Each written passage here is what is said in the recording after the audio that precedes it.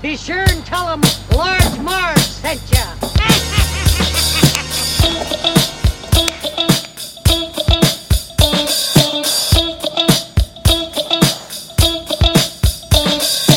In the 90s, we were just teeny tykes. We rented movies and our bikes. We wanted to be DJs, but we were just teeny gals. So we went off to college and we remained best pals. 20 years later, we're still watching flicks and we're bringing you the favorite bit by bit. Sweetie and Sweetie are here to say it's the Large Marge Santa's party.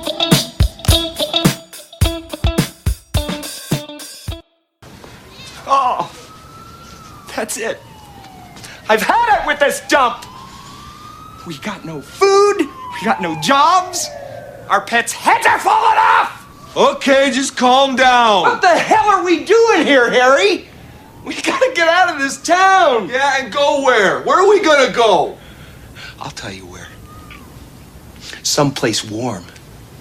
A place where the beer flows like wine. Where beautiful women instinctively flock like the salmon of Capistrano. I'm talking about a little place called Aspen. Hey guys, welcome to the Large Marge Santa's podcast, your favorite podcast where two sweetie sisters talk about their favorite flicks from childhood. I'm Sweetie. And I'm Sweetie. Old Sweetie forgot her microphone over there. Just like, apologies for the noises there. But hi, folks. Hi. How are ya? Happy Friday. Cute. Cute. It's probably not Friday for them. It's probably What up, Monday. what up, it's probably, what up? It's probably Monday. Yeah, we for don't them. like to release on a weekend because nobody fucking listens. It's like, podcasts, weekdays. I get you. I feel you. I know what's up. You'll say you're on commute and you're like doing stuff. So Yeah, no, makes sense. I feel you. Whatevs. Yeah, great day, guys. Well, I mean, week in general. We had thrown out because what was the other movie we did this week? The Breakfast. No. We do Hook. Oh, damn. Yeah, we did Hook. But we put up a poll. And you know how I love polls. Yeah, polls. Take my poll. I get a little offended when they're like, I'm doing a poll. And I'm like, please do the poll. Hook or Dumb and Dumber? Great films. We did Hook. But secretly, I knew we were going to do both. So it wasn't really a poll at all. We were like, tricked ya! So yeah, guys. Dumb and Dumber. Fantastic freaking film. Family favorite. Saw this one in the movie theater. What up, guys? With Ron D., our father. He will tell this story later, but we think he almost died laughing at one point. Never seen a human being laugh so hard in my life. Yeah, so we'll talk about it.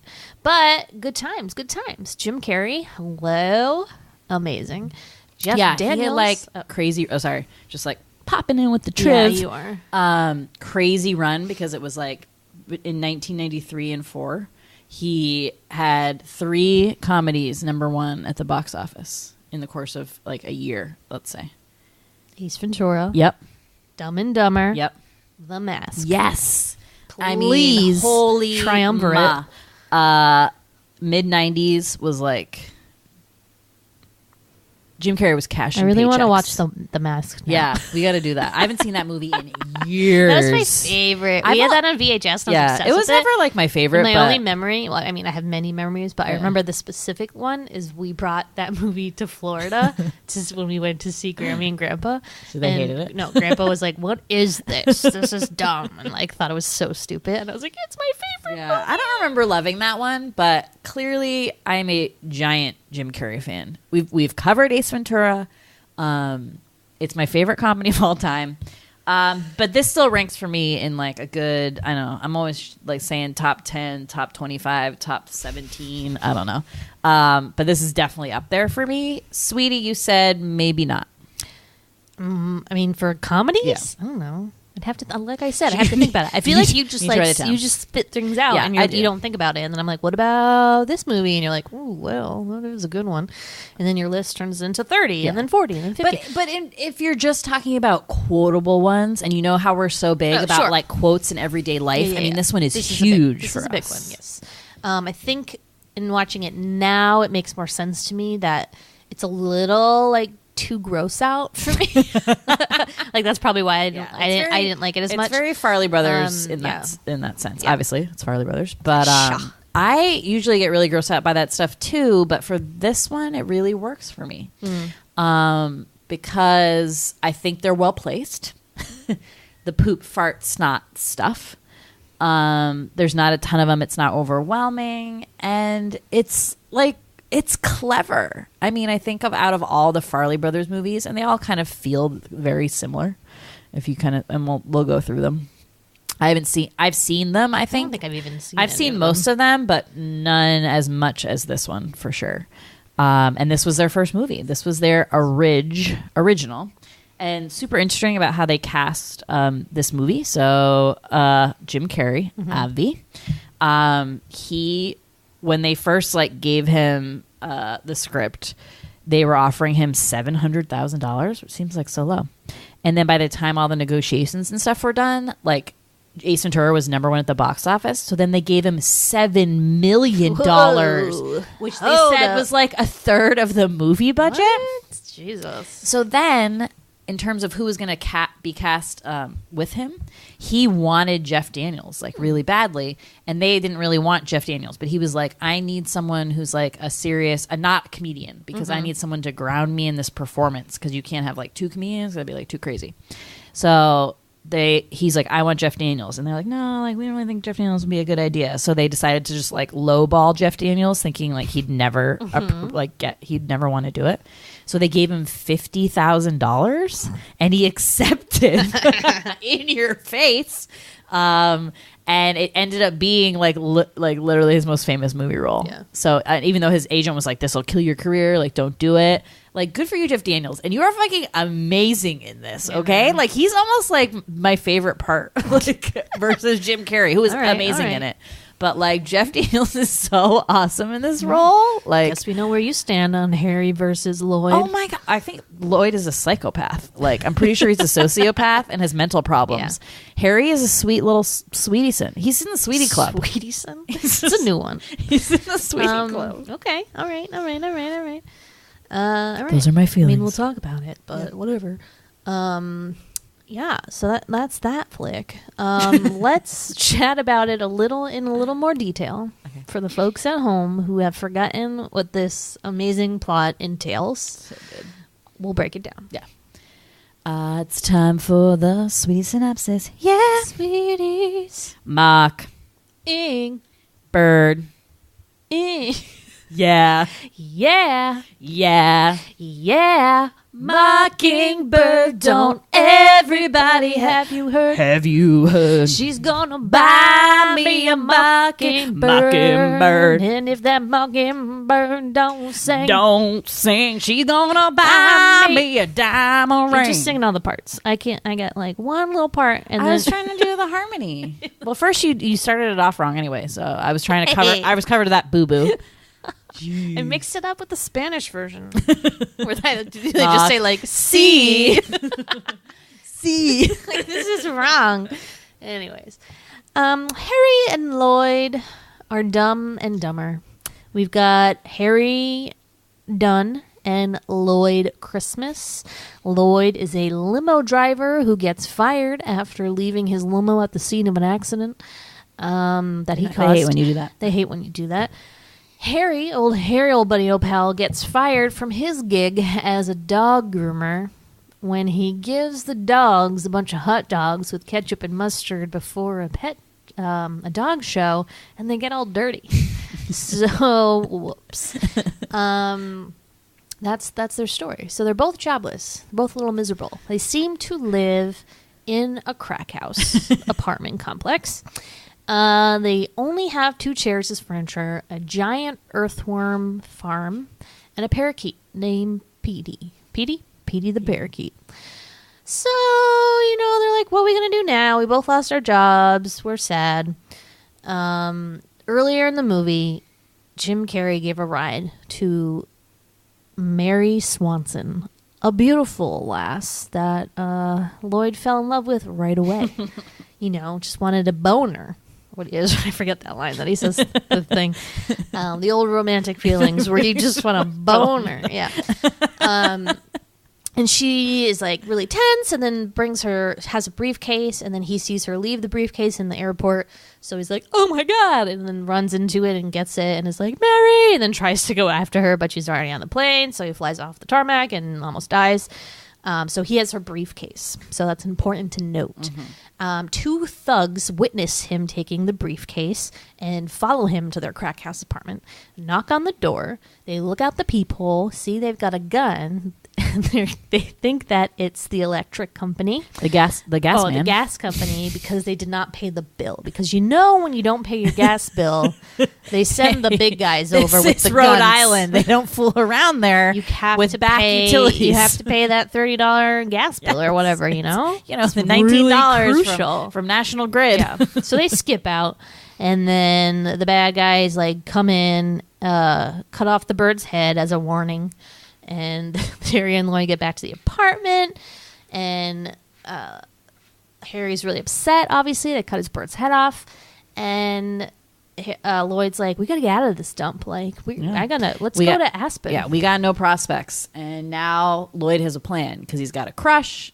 He knows where she is. And guess what, everyone? Time for a road trip. So they get their last, they sell like basically the last of their possessions. Luckily, Harry owns a car. He tripped out his Chevy truck. Van. It's a van. Yeah. To look like a sheepdog. Mm-hmm. So they're driving a 1984 sheepdog. And they fucking hit the road. They hit the road with the last of their savings, and they're gonna drive to Aspen. So as Sweetie said, they're also being trailed by these tough guys, thugs, who want the briefcase that they have. You don't know what's in the briefcase. They can't open it. It's locked. We don't know yet.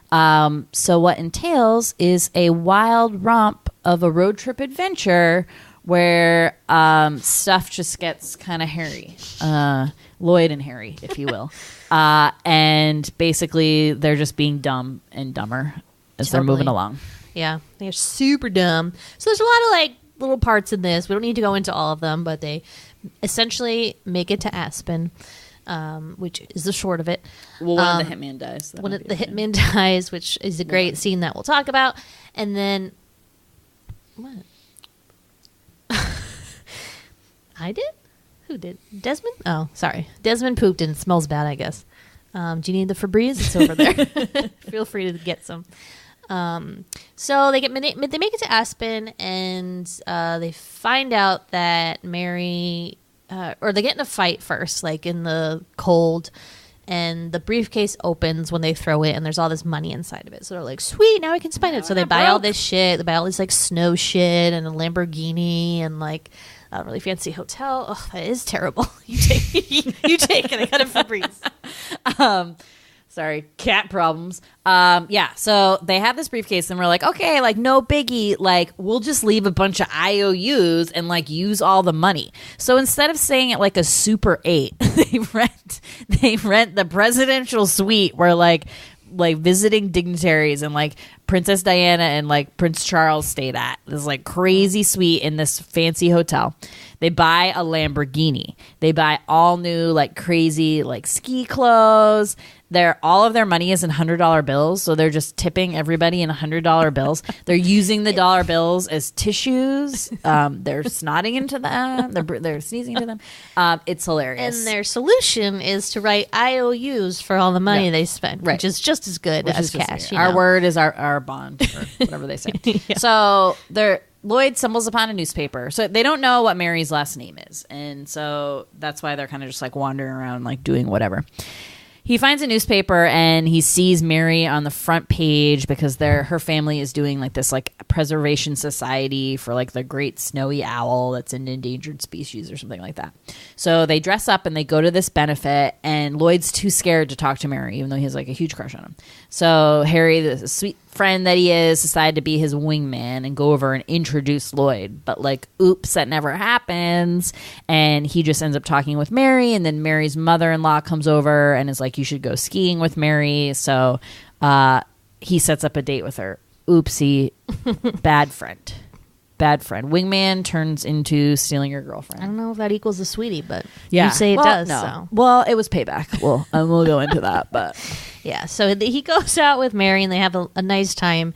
She appears to like him, which I'm always a little like confused about. but just friendly. I guess, yeah. But she thinks he's hilarious, and then they're gonna go out again that night, I guess. And meanwhile, we find out that her husband has been kidnapped, and that is why she left the briefcase full of money at the airport. So, I mean, grieving wife here, or Well, for how long is your husband? I don't know. I have a lot of going on questions. dates. I mean, she just needs something to take her mind off, like the stress of, Go I with guess, the having girlfriends. Yeah, of course, she doesn't have any friends. I don't know. Yeah, But, so yeah. that's like super shady. Yeah. But So then- so at the same time, like Harry goes on a date with her, but he tells Lloyd, "I set you up with her. Meet her at this bar at 10 a.m." Kind of weird timing. So he's just at this bar all day, like waiting. Finds out where she lives, goes there, and sees Harry roll up in the Lamborghini and drop her off. Not good. Oh, yeah, so he's pissed. So he goes back home and is like, Harry, I waited all day. She never came. And he's like, oh, I can't believe it. You know, do you think she meant 10 p.m.? I can't believe it. So he like pretends that that's what it is. And then he gives Harry a cup of tea to like cheers on his way out and pours like a whole Harry, old buddy, old pal. pours an entire bottle of Turbo Lax, which is a laxative, into the tea. You only need a half a teaspoon or whatever to make it work, but he puts the whole bottle in. So, and Harry's on his way to Mary's. He gets the bubble guts. He gets the diarrhea cramps. He's like, 90 Okay, seconds. 90 seconds to lunch. You used bubble guts for like something else, but it wasn't diarrhea related. It means Are we it's like a using that for it's that like too? the bubbly Okay. feeling in your stomach you get usually when you're nervous, but it Okay, usually yeah. deals with like poop. Because It was nervous, the Cool you have to Runnings shit. episode where you talked about getting Yeah, bubble I got guts. bubble guts during that. I Okay. was fucking but it wasn't scared. the big D. Okay. Well, my stomach hurts. Like I could have been, I guess, if I like really wanted to go there. But Bubble it's just like the guts. beginning You gotta feelings of copyright that. that phrase. I really like it. Well, my friend Jess says it, so I stole it from her. But yeah, so Harry takes like a giant shit in Mary's house, which is another great scene that we'll talk about. And then Lloyd knocks on the door and is like, "Hi, have your briefcase." And she's like, "What? You have the briefcase?" So she, immediately, that's all she cares about because it's really like the only thing that's keeping her from being reunited with her husband. So she goes back to to their hotel, goes up to the room, is like super excited. Who should knock on the door but fucking Nick Cannon. Andre. His name. Okay, I don't want to be associated with him because obviously that is my name and it's very upsetting to me. I don't even know if I noticed that when I was Do little. you know or any not. last name Andres? No, though? That's it's a little weird. So we'll just call him Nick, and he comes and he's like their family friend, quote unquote. I'm really a little confused about his role in their family situation. Well, was it her husband's like best friend I don't or something? know. think I it have was- no idea. I think it There's was not that. really any backstory there, which again, He this just is is, a like, comedy, there. so it's like it doesn't really matter. But these are the things that bother me. But he comes in and is like, "Yes, where's the briefcase? Give me the money." And he gets the briefcase, opens it, and there's all the IOU papers in there, and he's like, "What the hell is this?" And he's super pissed. Handcuffs Mary and Lloyd to the bed, and then Harry is about to go up to the hotel as well. And he sees this woman that he met at the gas station a couple scenes ago, and it's like, "What are you doing here?" And then cuts back to the apartment. Harry comes in, and he gets in trouble too, put on the bed, and he's like, Nick's like, "Which one of you wants to die first?" And Harry's like, "I will." And he's like, "Okay." And then he shoots him. And you're like, "No, Harry!" Think he's dead. He falls on the bed. Just when Nick is about to shoot Lloyd, Harry gets back up. He's alive. And he goes, "Pew, pew, pew." 3 shots, all miss. And it's great. And then Lloyd's like, "Harry, you're alive. And you're a terrible shot." It's so good. It's one of our favorite lines. So it turns out the lady downstairs gave Harry a bulletproof vest. She's an FBI agent. The FBI bursts in the room. They've been tracking this case for a while, I guess, and the blackmail situation, blah, blah, blah. So they arrest Nick and the other lady goon, and all is well. Mary gets her husband back, so that's done. And Harry and Lloyd don't get any money or anything for helping in this situation. They just hop back on their scooter and their bike helmets. Which then dies, so they have to walk back the rest of the way. So we don't know what ends up happening to them. And that's kind of that's it. It's kind of the end of the movie. Simple plot, being Dumb and Dumber. a lot of just really funny scene after funny scene after funny scene. Like I can't really think of a part in this that's not a funny scene. I'm like trying to go through. I'm like, is there any boring part? Right. Well, not boring, but like dragging. Like, oh, I wish we could get back to the comedy. There's like nothing of that because it's all comedy. So it's not a lot to discuss plot wise, but it's a super zany plot, but it totally works. It moves really fast. I don't know how long it is, but it seemed to go by. It feels like a little long to me, just because they get to Aspen and then there's so much more that happens. I feel like the getting to Aspen part kind of takes a while, and then when they get there, there's still all these other things that need to happen. But no, I think you're right for the most part. It's pretty quick. But so many laughs. You would think that the whole concept of two guys being really dumb would get old quickly, but it really doesn't, because they just because the jokes are, like you said, just really clever. Like it's just a clever kind of humor here, and it gets just better every time. Yeah, I think that's the thing, and why it makes it so successful, because you pair the kind of gross out stuff, which isn't overwhelming. Like there's, it's almost like, I'm gonna use the term nuance and well done gross stuff. Let's say. Okay. Married with some actually really smart, clever comedy. So I think that balance is there that makes it such a good movie.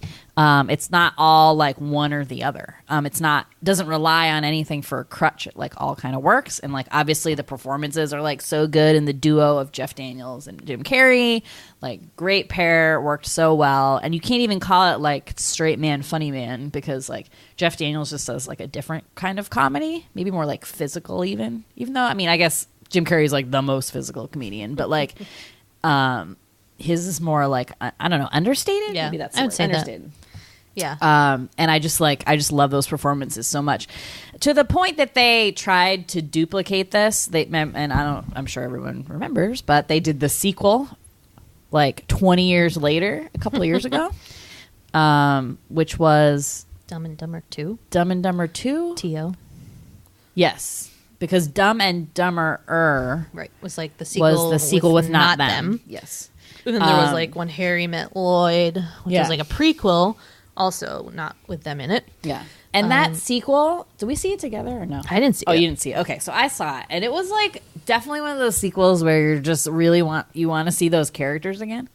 It's a super inane plot again. It makes no sense. It's so dumb. And it was definitely not as funny, but it was really great to see them together again and doing zany shit. Definitely not as strong of a movie as this one, at all. But it was pretty hilarious. Freda Felcher makes an appearance.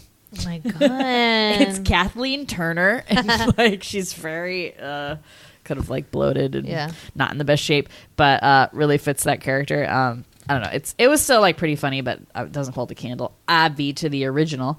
But yeah, I was obsessed with this movie as a kid, and it wasn't. I don't think it's one of those where you I didn't get any of the jokes then, and then you grow and get them, because it's not I didn't get it, because a lot of it is they say things that are subtly wrong. Yeah, in the beginning. Okay. Jim Carrey sees this pretty girl at a bus stop. And he's like, "You're not from around here, are you?" And she's like, "I'm from Austria." And he's like, "Oh, put another shrimp on the bobby." He thinks it's Australia. And so little things like that, good day, when mate. you're a little younger, kind of go over your head. And obviously you're right. There's That's several true. more examples of that. But I remember when I watched this, I had to ask my dad throughout most of it, what does that mean? Why is that funny? I never got the joke except for the really obvious ones. Yeah. But what movie were we talking about that that doesn't matter? You don't need to know the Wayne's jokes. World. Yeah, because it's just the way they deliver them and how their faces and stuff. Yeah, is. it's the same way here. But when you get older and you realize why certain jokes are funny, it just makes it that much better. I couldn't I thought I wrote down a good example of this, but now I'm like, no, I had a better example. But there's like this. There's one part where like he's they're talking about like odds or whatever, and he's like, I bet you like blah blah blah. Like I'll give you odds 5 to like 1, 1 to 10, 5 to 1. And like I still don't really get that because I'm not into betting and have no like concept of whatever. But like now I get what that joke is doing. And then. Damn it! I wish I could remember the other one I was thinking of, but yeah, it's just there's so many examples like that. You just gotta find them. But yeah, so right, and just like slightly mispronouncing words wrong, because like say for instance that part where they do the Silence of the Lambs quote. Yes, he's like, oh, I'd like to eat her liver with some farva beans and a nice bottle of Chianti, and he like kind of pronounces Chianti wrong. It's just like those little things like that. Like it's pretty hilarious. They're not dumb like all the time though, which is also what I really appreciate, because I feel like, they're like, I don't know, they're just not that dumb all the time, which I think is a good strategy. Well, they have their specialties, and like, I'd say like Harry can Lloyd, read. right? So I was going to say Harry can read, which Lloyd cannot. It seems like. So I always thought that he was obviously the smarter one. Yeah. But on the other hand, I think that Lloyd is very clever and he schemes. He makes up great schemes on the spot. There is the scene where Harry spills the salt in the diner and then throws it over his shoulder, but he throws the whole salt shaker and it hits some guy named Seabass in the head. And as a way to get back at him, Jim Carrey is like, I'm sorry, we're coming over to apologize. Like, let me buy you 4 beers. So he goes up to the cashier and then is like, oh, those guys offered to pay for our meal.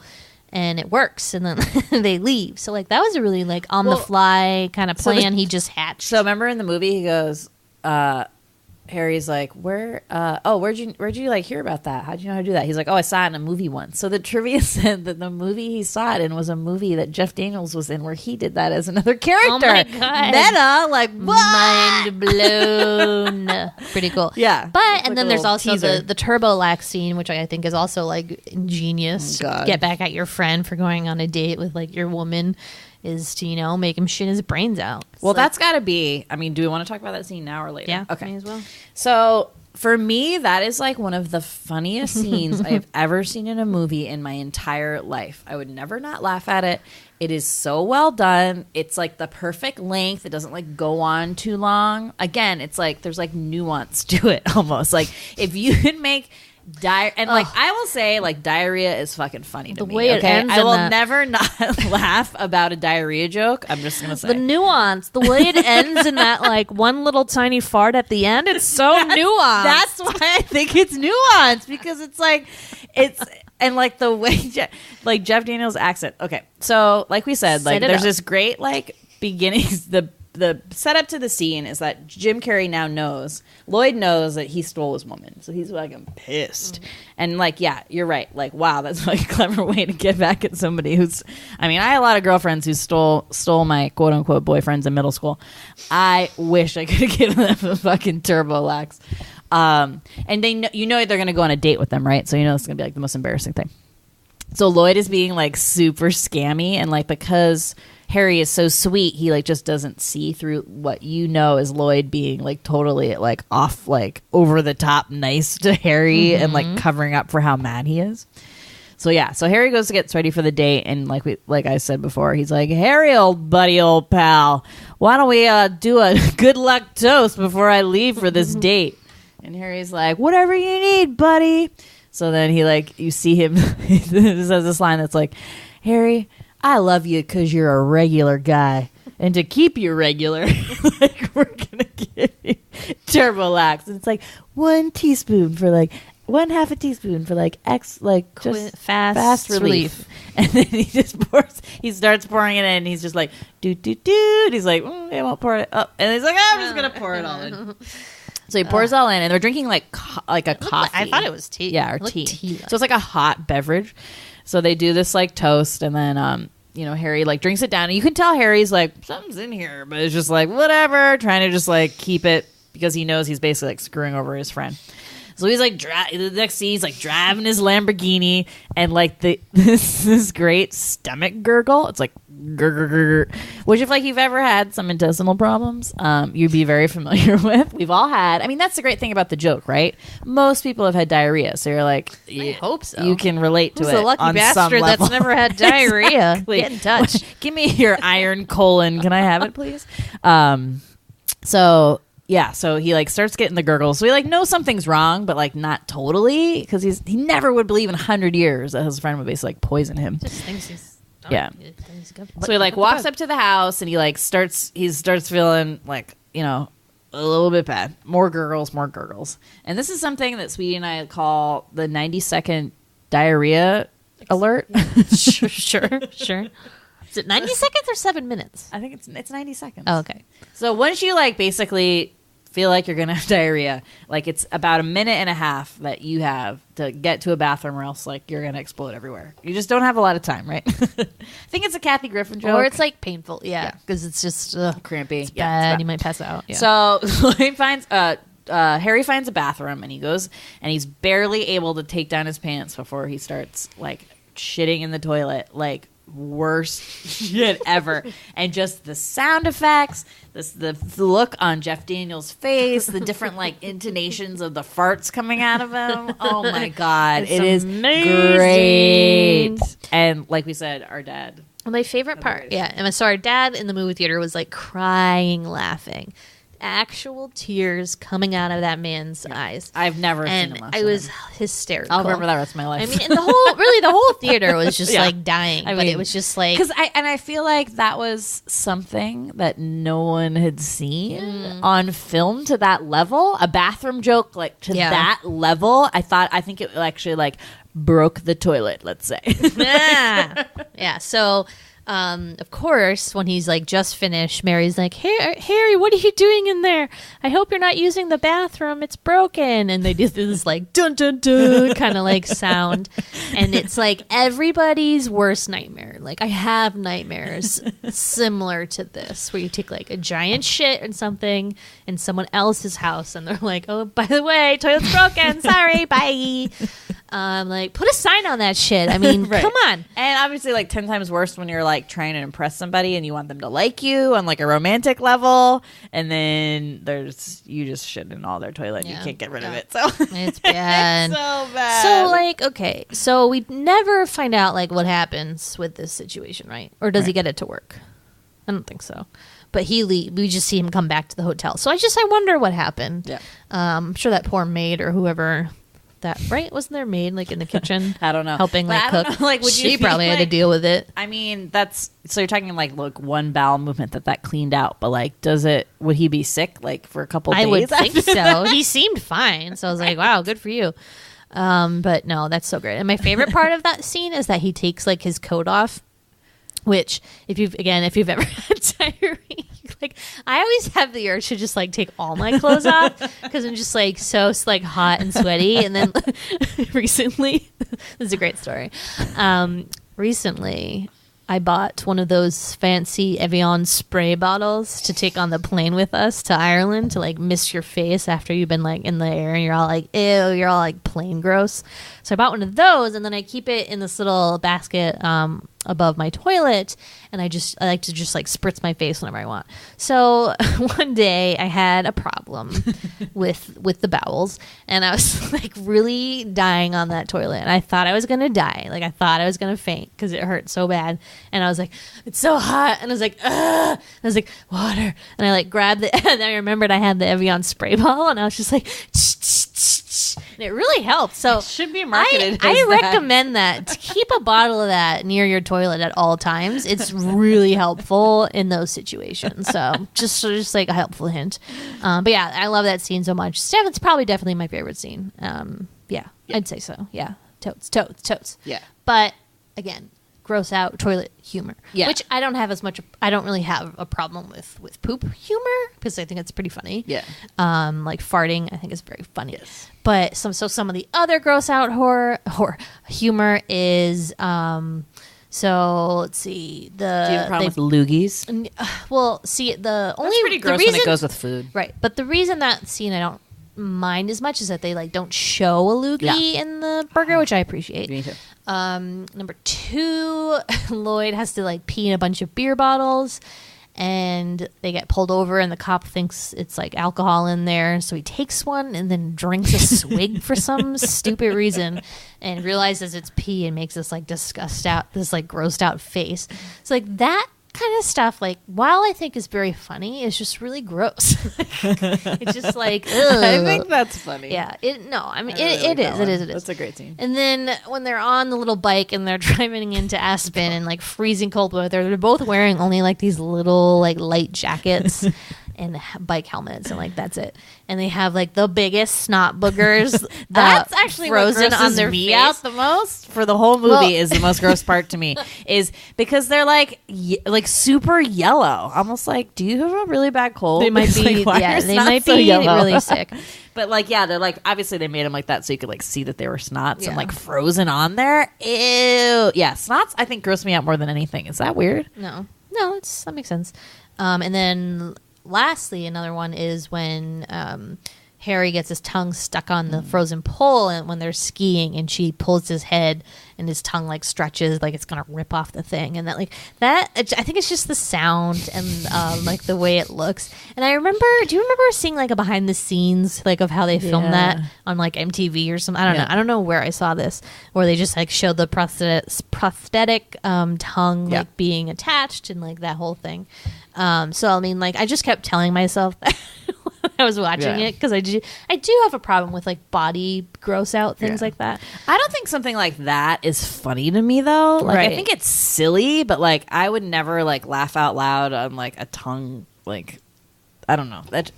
That's just not my kind of humor. Whereas like I think really well done bathroom humor is like hilarious. Yeah. So that's just my vein of comedy, I guess. Like what I find funny. Fair But enough. yeah, just like silly like physical gags, I'm like like, you know, like not that funny. But that is like not, obviously this movie is like way more than that. So do we want to go over, okay, so as we talked about, we have so many like lines we quote all the time from this movie because it's just rich with like amazingly quotable lines that you can kind of just say anywhere, as we normally do with all of our comedies. And like basically it might be only funny to us, but like maybe you guys use these lines too. Maybe. But we'll talk about the scenes they're involved in too, so you won't be like totally lost. But yeah. Okay. Do you want me to start? Sure. Okay. So my first one I have is which I do use a lot, which is the line, "Move it or lose it, sister." And like he's in the airport. So this is Lloyd, and he just picked up Mary's briefcase, and he like runs up the elevator to try to like catch up with her. Or no, he's going to. Wait, does he have it? Yeah, and he's like going to run to the plane. Yeah. And he like, this nun is like walking in front of him, and so that's why he says like, "Move it or lose it, sister." It's like a nurse nun. Oh my god, it's so funny. I love it. I say that a lot. Yeah, makes sense. Move it or lose it, sister. Makes sense. This next one, Sweetie and I said constantly, a constant refrain. I think I even put it on Facebook once as my status. I'm pretty sure I did. So Sweetie and I didn't have a lot of money. I mean, we never have money, so let's just be. I love saying We're that. doing I'm like, better. We're doing a little better, but like for the most part, we still like don't really have any money. There's, but we had some dark times when we lived together. There was a couple years which that, involved possibly raiding our friend's pantry when they were out of town, and we were feeding their cat to see what food they had, and they had none. Yeah, so it was. I was like, don't worry, effort. we don't need to go grocery shopping. We're house sitting, like we're cat sitting. They'll have food. We come back with a can of diced tomatoes, an onion, possibly a can of black beans. We were like, gold. We struck gold. This is really sad. Anyways, so every time that would happen, and Sweet and I would have like no money, and like our cat would like throw up or something, I'd be like, I have had it with this dump. We've got no food. We've got no jobs. Our pets' heads are falling off. Which is the scene, obviously, after they come home and find out that Petey, the bird's head has been cut off, and they think that his head just fell off. Like Harry tells him, the bird's head fell off. He's dead, and it's just like so funny to me that like what he says. What? He was really old. Oh, he was really old. And, like, that could happen. But they're so dumb. Obviously, like that's like a thing. but wasn't there like blood everywhere and like They're I like don't idiots. know. But like the best part of that scene, I love because like Jim Carrey's delivery is like so funny. He's like he just goes over to the bird and he's kind of like looking at it and he's like his voice is kind of quivering. He's like, I've had it with this jump. So like his intonation of that line is so and then this whole scene is just cherry on the top later is when they leave for Aspen and Lloyd's like, don't worry, I sold some of our stuff before we left to the blind kid in like apartment 5C.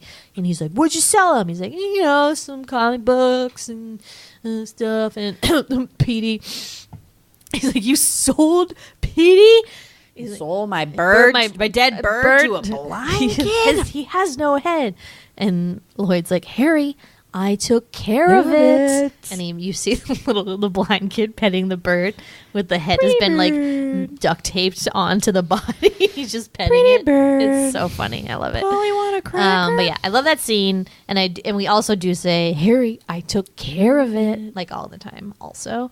But yeah, definitely our favorite line. Yep. So as we said, there's like these bad guys chasing after them who originally, were going to get the briefcase. So they were like after the ransom money or picking up the ransom money. And so it's that guy. His name is Mike Starr, who is a character actor who basically plays like either Irish or Italian mobsters in basically like every film that he's in. Was he an Irish mobster in? Because I looked at his IMDb and he had some of his characters had Irish last names. So I was like, I think you're in the mob in one way or the other, basically. So he's just like the typecast for a mob. He looks like a mobster. He's a tough guy. Yeah. So anyway, so that guy's name is Mike Starr, like I said. So he has an ulcer. And and like there's this part in the beginning, so that like factors into the story in like a couple different ways. But he's like always taking these pills. I think they're like antacids or something like that.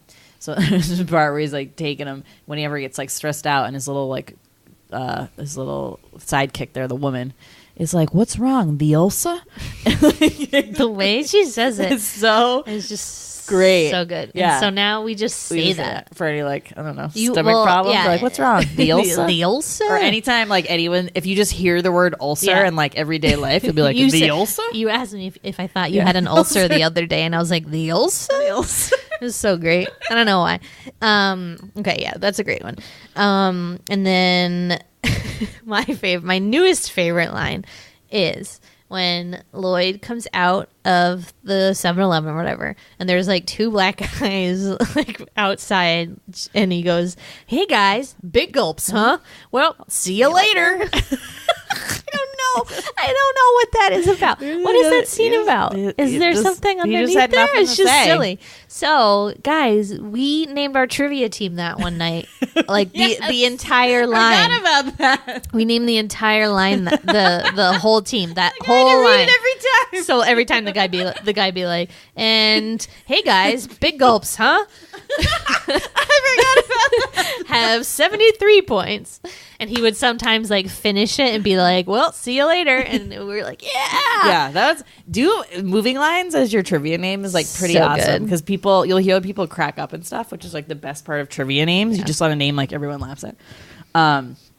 Okay, another one of mine is like anytime I see on a menu like de jour, usually it's soup, I will always say this line. So they're just trying to like, they're at this diner and they're just like fooling around with the waitress. And they're like, "Excuse me, Flo?" And then she comes over. And Jim Carrey goes, "What's the soup du jour?" "It's the soup of the day." That sounds good. I'll have that." So dumb, but it is so funny. And I think of it every time I see anything du jour of the day. Totes. This next, I think when I was little, sorry, I didn't understand me even neither. why that joke was that's funny. another example of that. I didn't either. But I was like, all right. It's pretty funny. But he doesn't actually like. Well, Ask first of what the all, soup- that the or that woman she doesn't say what what the it soup is. or that it's funny that like a diner in like the middle of nowhere, like bumfuck, has a menu item that's like soup du jour. I know. That is strange. So this next one is when they're on the little motor scooter thing, and Harry really has to go to the bathroom. And, and Lloyd's like, just go, man. We say that also constantly. Like if somebody has to go to the bathroom or someone Just asking to do anything. yeah, or is like just wants to leave work or something. I'm always just like, just go, man. So that's a good one. Man. Good one and when to he's use. like stuck to him. God, that is so fucking funny when he comes up. And the best part is that they're on that like little tiny fucking scooter. So they like trade in the sheepdog because it's like they don't have enough gas money. It's like burning gas. So and they had this like fight, and then Lloyd comes and drives up to Harry because Harry was like hitchhiking for a while because they got into this fight.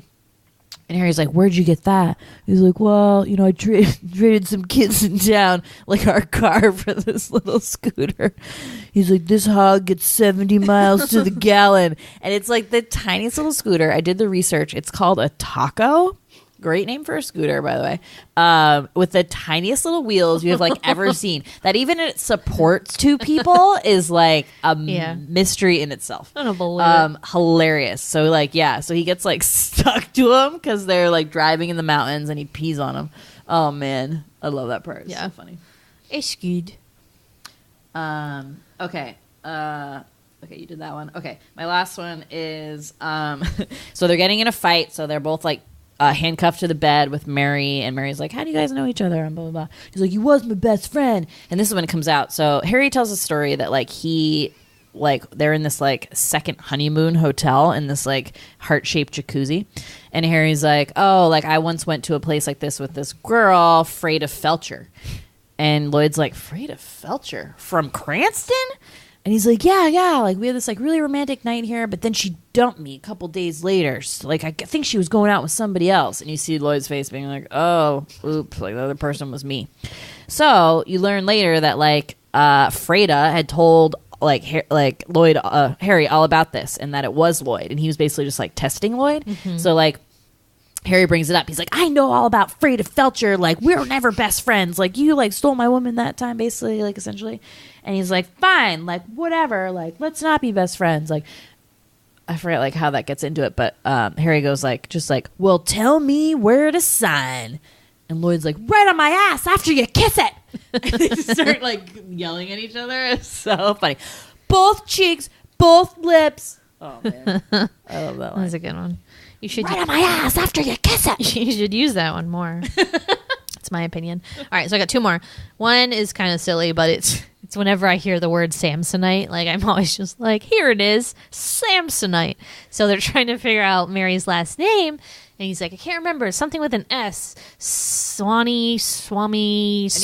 He gets it. But then Harry's like, check the briefcase. So he looks, he says, oh, here it is. And of course the briefcase is a Samsonite. So he's like, Samsonite. I was way off. So whenever I hear that, I say that Samsonite was way off. Which I said a lot last night when I was watching the Mad Men episode The Suitcase, in which they're trying to sell a Samsonite suitcase. Those are a big deal. So I kept saying it to myself the whole time. That must be like the best suitcase for ransom. I mean, it's just you can't break into that shit. I mean, I remember vividly this one time I was at Canterbury Leather, which was a store in Orleans where we grew up, and they had this amazing like silver James Bond briefcase there, and I just like picked it up and would walk around the store with it and pretend to be a secret agent. It was so fun. I was like, this is the coolest. Imagination. This is the coolest thing. I just had this epiphany yesterday when I was on the train. And maybe this is only for people who ride public transportation or maybe even live in Boston.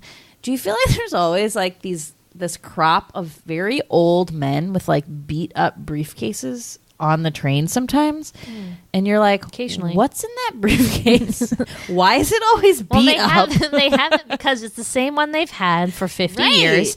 They haven't progressed to like the small backpack sitch that most guys have, or perhaps crossbody, whatever that's a satchel. But I'll even see young guys, because I work in the financial district in Boston, so it's like a lot of, that kind of industry of people who I guess would need a briefcase, but I'm like, who carries briefcases anymore? And I'll still see even some younger guys with briefcases, and I'll be like, what? Is that still a thing? Maybe it's a lawyer thing. Yeah. Was it an attaché case?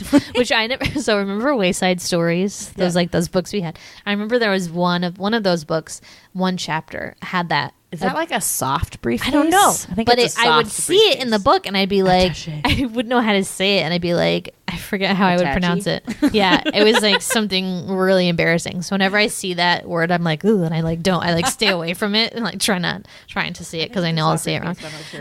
We'll look into it. That mystifies me, like the hard top briefcase. Yeah. You're like, that seems so cumbersome now, and then you have to like carry it with the handle. Right. And now because of like terrorism stuff, I'm always like a little bit suspicious too because I'm like, what's in that briefcase? Yeah, just anything. Now it's backpacks. Bombs. Like it can be in anything. Well, I'm wearing a backpack. I know, and you should be careful. No, I'm just kidding. Okay, and the last one I have is at the end when Lloyd tells Mary that he likes her, and he's just like, "I like you. I like you a lot." Like, he just like I always say it that way. Like I don't know. Sometimes I'll just say that to my cat. Like on the regs, but it's like just a simple little line, but I say it all the time. So yeah, those are our lines. Apparently, a bunch of I don't know if they're any of our favorite ones, but so the trivia said as like many comedians are off to do, in like Bill Murray does this a lot of times, Robin Williams, John Candy. You're just like improving lines like all the time. They're just like such brilliant comedians. So it's like whatever comes to you. So Jim Carrey obviously did that like a ton throughout this whole movie. So the two that I read was the part in the car right before the mockingbird scene where he's like, want to hear the most annoying sound in the world? Totally improv. And they're like, that's why like Jeff Daniels looks at him and was like, what? But then is like kind of smiling and then like reacts to it. That noise really hurts like my throat when I do that stuff. I did that on another podcast before and I was like, wow. And then that part where he's in the bar and he walks by like we landed on the moon like newspaper clipping and he's like, wow, that happened, like awesome. Woo! Like good job. Totally improv. So like go Jim Carrey, he's so fucking funny. Sounds good. Can't handle it. I do have one traumatic memory from this movie, a scene that scared me. You wouldn't think Sweetie's scary scenes would make an appearance in this podcast episode, ladies and gentlemen, but you were wrong. And I talked about this when we watched The Temple of Doom, but the part where Lloyd is in like fantasizing about his romantic life with Mary, he has like 3 scenes, right? So he's like the scene where she sees him and there's like doves flying above her, and then the one where he's with all of her friends and he's like the guy of the crowd, everyone loves him, they're laughing at everything he does. And then this one, they're in a restaurant and all the waiters are like hitting on Mary or something, and then he goes to fight them and they all come after him and fighting him, and the last guy knows like some crazy martial arts or whatever. And Jim Carrey just like without warning punches his hand into the guy's chest and pulls out his heart, and it's like still beating. That was terrifying to me as a small child. Like it just was really mean because it's like a comedy movie and I felt like I was in a safe space. And then this happened and I was like, what the fuck? And it just really traumatized me. It's gross, too. It's like funny, but it's pretty gross. It's funny, but it's gross. Yeah. And he like puts it in a doggy bag and like gives it to the guy and he's like, and then like keels over. So that always traumatized me. Yeah. But yeah. So did you know that beautiful hotel that they stay in, which is like gorgeous, is called the Stanley Hotel. It's in Colorado, and it's the hotel that Stephen King based The Shining on? I was gonna say, so Top Chef this season was in Denver, and they go to that hotel to do an episode there, and I thought it looked familiar. I was like, wait, didn't I just see this? But that makes sense now. So they had some trivia fact where like Jim Carrey like really stayed there and like left in the middle of the night because he saw the ghost of his grandfather. What? So I guess it's really haunted, maybe. Let's hope. I mean, that's the thing with all old hotels because like just so many people come through them. I went to this one in New Orleans and they had like a whole sheet printed out. They gave to all the guests of like all the ghosts that you can see on every floor, and it like got my friend's sister stayed with us, and she woke up like screaming in the middle of the night, like terrified because she just was reading all the ghost stories and just like got in her head. Wow. I was ready to see a ghost. I'm like, let me see one. Yeah. I'm pumped. I mean, I don't think I'd be scared, but I'm saying that never having seen one. But right, you never know. I just want to. That's cool though. Okay. Also, random fact I read, and like, you know what? Who knows if this IMDb shit is true? I hate like saying this stuff, but it's just funny. So they said one of the duo that was maybe going to be cast for this in the Lloyd Harry role, Nicolas Cage and Gary Oldman. Gary Oldman? Yeah. What did I say? You like cut off after old. You're like Gary Old. Oldman. I was like Gary Oldsmobile. Wait, how do you spell his last name though? Oldman. Oh, because I wrote down in my notes old ham. I thought, I read that and I was like, I don't think that's right, but I'm gonna say it. I'm gonna say it and but not, so then it won't sound like a mistake. That old ham, Gary Oldham. Yeah, isn't that weird? Yeah, it's super weird. Soup's weird. Wait, what's the other Gary?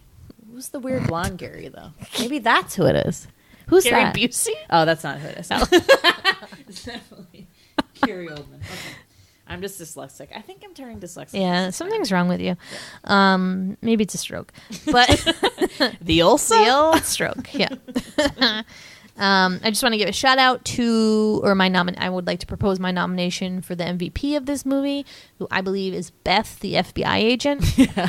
She is great. Was her cover that she was obnoxious though? Yeah. So she both irritates both Harry and Lloyd at separate instances. So at the gas station, she's talking forever about something, and Harry's leg is on fire. Yeah, and he's like, "That's great, that's really great. I gotta go. Just give me the number." And so there's that, and then she's sitting next to Lloyd in the bar when he goes over there at 10 a.m. And she's just like, and then blah blah blah blah blah blah. He's like, I don't care. He's getting so pissed, and I just love that she they were onto them the whole time, and that she gives. Here, although I will question that tactic to give somebody you don't know and who you're pretty sure is really dumb a bulletproof vest and a gun. I'm just like, I just don't know if that's a chance we were willing to take. Oh, yeah. So that's the other. I love that part where he's like, "What if they shot you in the face?" I like how they said face instead of head. That's what makes it that's what I find so.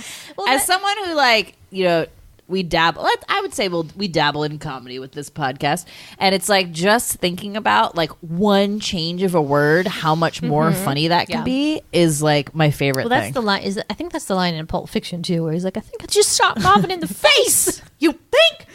Face is so much funnier than the head. It's so great. I love it. I also, we've talked many a times about our appreciation of a good makeover scene. And there is a pretty good one in here, but it's the anti-makeover scene because they don't want anything to do with the makeover. They get haircuts, they hate them, they muss up their hair. You have Jim Carrey getting his a pedicure, and the woman has to use a sander because his toenails are so gross. And actually, that is probably other than the snots on the face, the other really gross part of this movie for me is giant toenails freak me out. And I'll tell you why. Do you remember the Guinness Book of World Records? Yes. And that was a thing. You got book order in school, right? And I always would get that in my book order. It was fingernails. But still, same thing. So do you remember the Guinness Book of World Records? Everyone remembers the guy. There's only so many ones that had photos, right? So it'd be the fat twins, longest hair, shortest person, tallest person. Those would be all the photo ones. They'd always have a photo of the guy with the longest fingernails, which would be just this basically snail shell of a. That's how long. It was just the thumb, though. Yeah. The other ones were just regular, straight, and he had to wear a mitten, basically a long, giant sleeve over his arm and the nails to protect them. God forbid they break. But how do you not? Do you just not do anything with your hands? I mean, he bikes around, so what? It's just, that's the picture of him is always him biking. So this is another reason why I want you to watch Communities, because they shout out to him in one of the episodes because they're trying to break a Guinness Book of World Records, and he's like, "Do you think?" And they say that guy's name, "Do you think he'll come with his fingernails?" Because it's everyone knows that picture. I basically just bought that book on my book order every year, just to see those 5 photos. I know. They were great. They were great. I don't think I sat down, because if you do sit down with that book, it is so random. Some of the records in there. It is. Remember it was this big. It was huge. Thick. And one year they put a picture of a bird eating spider, which is the biggest spider in the world, and it was very upsetting to me. They do biggest animal. And I was first of all, in that picture, it's those books were black and white back in our day. I think they've upgraded them to color, nicer, smaller versions. But these were black and white, and they were our bathroom books, totally. And I remember I was reading one, and I was like, I don't see this biggest spider in the world. And then I was like, holy shit, that's the spider! And it was you couldn't see it at first because it just you don't expect it to be that big. And it was the giant, the length of each spider's leg is a foot. And I was like, okay, that is not cool. I'm out of here. I'm never going there. That's gross. Yeah, they had obviously most babies you had. Maybe the oldest mom, like it was like some like 65-year-old woman. It was like a grandmother. She had like a little baby. There was one or like whoever had the hiccups for the longest amount of time, and it was like 3 months. Yeah, and that really stressed me the fuck out. Yeah, I was like, not I sleeping. cannot. Like, what's the Guinness Record of not sleeping? I feel like you would die if it was too long. Yeah, anyway, that was awesome. So anyway, that just one. reminded me. I'm gonna order one tomorrow. I know. Who has a book order we can steal? Yeah, so it just like reminded me of that. But then and that's when they like get the powder blue and orange tuxedos, which are like super famous. I always want to do that as a Halloween costume. Like, it's a good one, funny. Yeah. So that's an awesome scene, man. I love it. It's good. And I then, like it a lot. We didn't talk about this scene, but when they go, so they pick up one of the goon guys, the thug guys, as a hitchhiker, and they annoy him, obviously. And then they stop at this diner, and they're like, "Do you want an atomic red pepper?" And he dares them to eat one. And so they're eating it, and they're like, "This isn't so bad. Yeah, it's not. It's really more tingly." And then they both like start freaking out because it's so hot. And they're like making like gross noises, and then Harry takes like the ketchup and the mustard bottle and is like squirting them in his mouth, and he like gives them to Lloyd. He's like, "Here, Lloyd, like this helps." And then Jim Carrey just like puts them on the table and squeezes them like straight up and just sticks his mouth over them. Oh my god, it's pretty great. My old work, I had sat next to these two guys named Tim and Brett. Tim and Jim? Oh, no. Tim and Brett. And they were like hilarious. I remember them. So yeah, they're so funny. And so Brett used to grow ghost peppers in his garden at home. So he like brought one in as like a personal challenge for him and Tim to like eat it. Gone. So they ate it.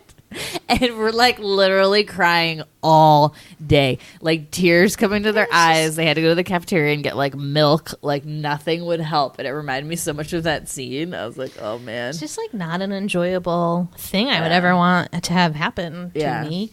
And I love also in that scene, like, so ever since I saw this movie, I always thought rat poison was like the worst thing in the world. I'd be like, oh my god, rat poison. Because it just seems like such a danger. I don't know. And it was in like an old film canister. Apparently they were Smarties. Oh, the prop department used Smarties. That makes me feel better. Yeah. But I was always like, wow, rat poison is very dangerous. Smarties as a little kid, but now you're like, these are Those trash. are disgusting. But I did like, for some reason, like the white ones. I liked them as little kids. It was just like the white Smarties. It was just that like sweet tart.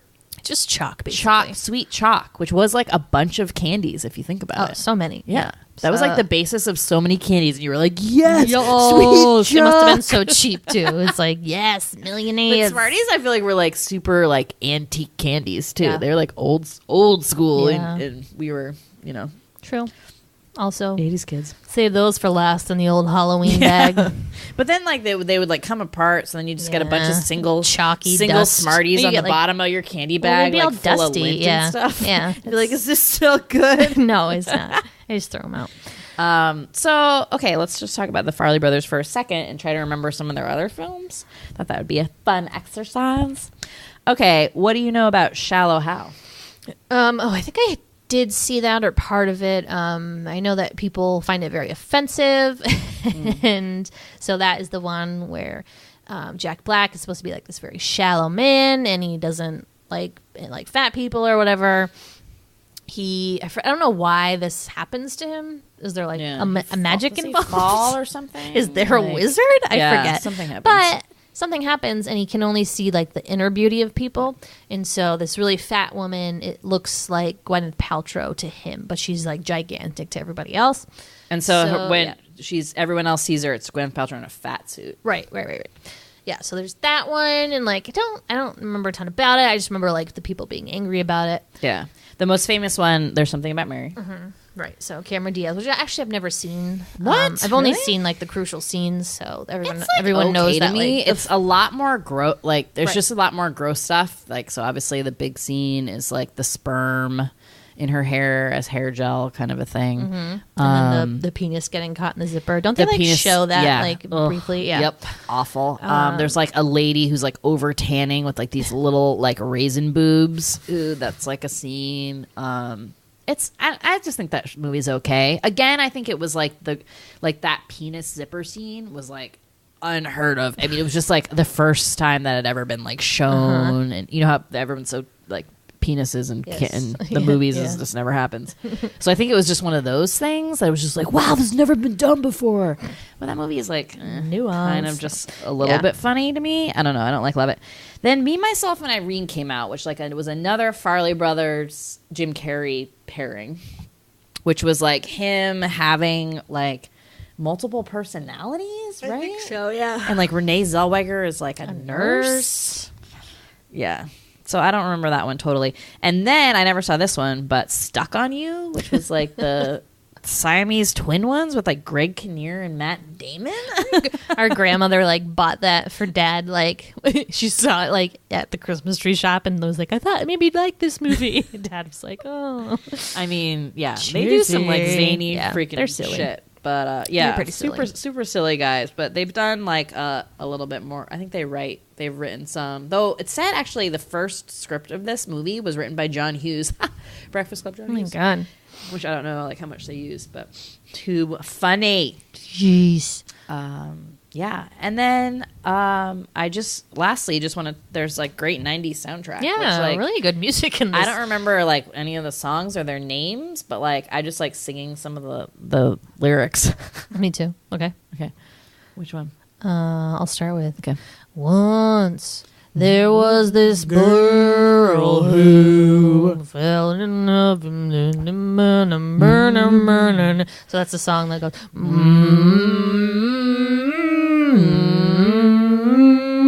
It's good. Crash Test Dummies. So there's another Crash song on Test this Dummies, yeah. soundtrack too. I couldn't remember what it was, but yeah, they had two on there. But '90s big Crash Test Dummies. Yep.